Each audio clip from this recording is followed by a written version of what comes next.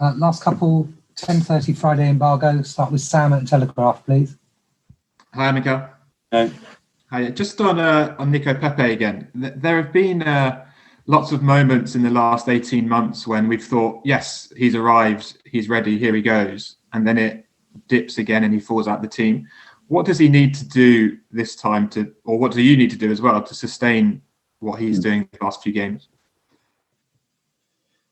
Well, if you ask me personally what I think the performance that he put overall in all the phases of the game, I think is the best he's played. And his contribution to those aspects is the best that he's done. And he needs to sustain that. When you have momentum in football, when you have to earn the right to play, you cannot lose it. And in order to do that, you have to keep the basics right and keep doing what you're doing. And if not, you know that somebody else is going to be knocking at your door. You've mentioned before that he's a free spirit as a character. As a player and as a personality, how much does he need guidance from you, or does he want guidance? Is he quite hands-on in that sense? I don't know how much he wants, but he needs guidance and he needs clarity in what he needs to do. And then he needs the discipline on the pitch to do what he needs to do. And obviously he needs the freedom in certain moments to express himself as a player. And you cannot restrict that for sure. Just moving on to, we had obviously two departures with Ainsley going and Joe Willock going. It's interesting how we know how important the academy is for the club's strategy, but it now seems that the slightly younger lads have overtaken the ones who are a couple of years older. What do the likes of Reece, Joe and Ainsley need to do to get back in ahead of Emil and Bukayo? Joe's situation was very clear for me. We talked in the summer about a possible loan. I said to him that I wasn't comfortable with that because I wanted to give him minutes. He was going to play different competition, and in my opinion, it was the right thing to do for his development. I think he's played 17 or 18 games in this period, which is a lot. He's played to a big level, and now we have less competitions. And I thought that he was going to have less time. And probably the best thing to do is to give him another 14, 15, 16 games in the Premier League to have 30, 32 games in one season for what his age and what he's done in the last few years. It will be a really positive thing. He completely agreed. We find the right club, the right manager and coaching staff to do that. So hopefully it's going to be a really successful period for him. With Ainsley, he's in a different phase of his development. He's 24. He's an English international. He's played more games. And he just wanted to start football games, and he wanted that guaranteed. And in my position, it was really difficult to do that. So he was willing to experience something else. He's never been in loan like Joe. And I decided to allow him to do that. He can play in different positions. He might have the possibility to play in midfield, which for him is important as well. And when a player his main will is not financial, is not something else, it's just to play football. It's really difficult to stand on his way when you don't feel that he's going to start that many games. Do you expect that Ainsley comes back and eventually does become a starter at Arsenal for you? I expect all the loans that they come back and we make a decision in the summer. Okay, thanks, Mikel. Thank you. John at the Mirror.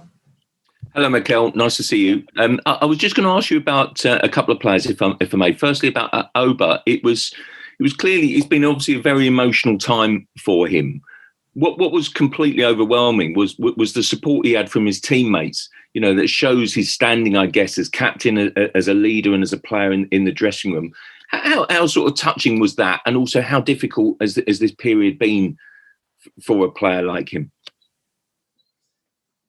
Well, I think it shows the spirit around the dressing room and how much we care for each other. And when things are difficult is when you really need to see as well, when you are a little bit away from that place, okay, are they thinking of me? Are they supporting me? And the answer is a big yes. And he's a player that is very much liked and respected because of his character and what he's done at the club. And I think he totally deserves that support.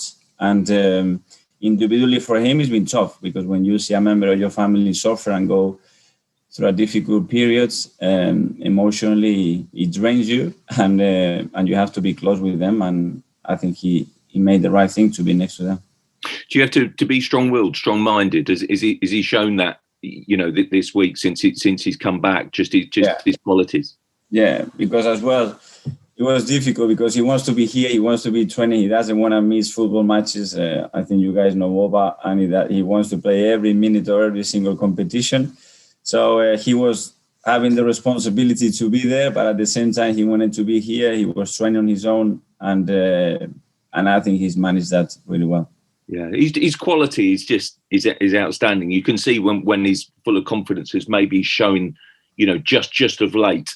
There's few better, I think, in the Premier League, is there? I think you touched the key words, and every player needs that confidence. But his ability to produce the big moments and to score the goals, which is the most difficult thing in football, it's unique, and he's got that ability. Can I just finally ask you about Thomas Partey? He was so dominant. I mean, as you played so well in that first half, you could see his quality. And he dominated the midfield. He dominated the game, didn't he? He's going to be such an important player for you, clearly.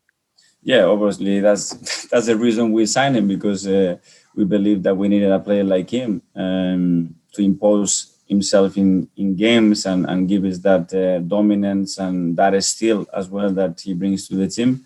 And we have to see more of him, and more minutes and more games, and slowly get partnerships and units and chemistry around the team, and he needs to be one of our leaders. Mikel, you played in some wonderful Arsenal midfields. You played with some wonderful midfielders. You've probably seen them down the years at Arsenal. Does he remind you of anyone? And I was just going to ask you, it makes these wonderful forward runs, and maybe sometimes does he need to shoot a bit more? You're going to tell him to shoot a bit more because he's clearly... Well, he had a shot the other night when he should have passed the ball, so he needs to shoot when it's the right moment to shoot. But he's got that ability to get in the opponent's box as well and run forwards with or without the ball, and have that presence. Atletico Madrid, he scored a few really good goals, and he's something that he needs to do more. Does he remind you of anyone, finally? I wouldn't like to compare him with anyone, John. Sorry. Okay. All right. Okay. Thank you. Thanks all. Thank you.